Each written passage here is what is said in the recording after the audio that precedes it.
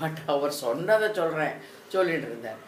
என்ன நான் என்ன சொல்லுவேன், அவர் உனக்கு ஃபுல் பணத்தையும் உன் பேருக்கு எழுதி வச்சுருந்தா நான் ஒன்றும் சொல்ல மாட்டேன்.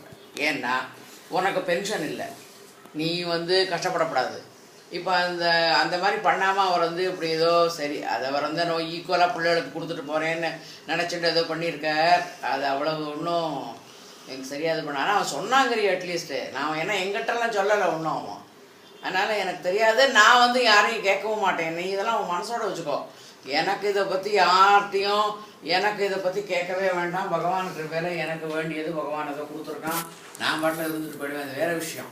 ஆனால் அவர் சொன்னதை எங்கள்கிட்ட சொல்லிட்டு பேசாமல் போயிருக்க வேண்டாம். சரி போக விட, அதை பற்றி ஒன்றும் இல்லை. நீ ஏதாவது நீ ஒழுங்காக இது பண்ணி வச்சுக்கோ உன்னோட இதை. ஆமாம், ஒன்று கீழே வேற என்ன உயிரில் எழுதியிருக்காராம்.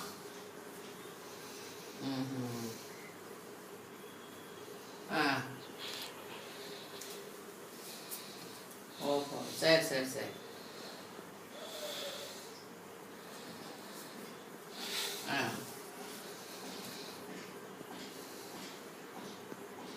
ஆமாம் ஆமாம், ஆப்தியத்துக்கெல்லாம் ஆகிடும், செலவாயிடும்.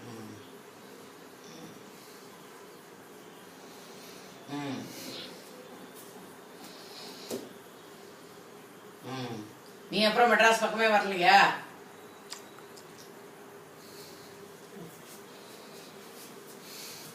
ஆனால் உனக்கு டாக்ஸி சார்ஜ் வேறு நான் பயங்கரமாக செலவாகுது. டாக்ஸி ஃப்ரெண்டு வந்தப்பெல்லாம் உனக்கு ஒன்றும் பிரச்சனை இல்லையோ?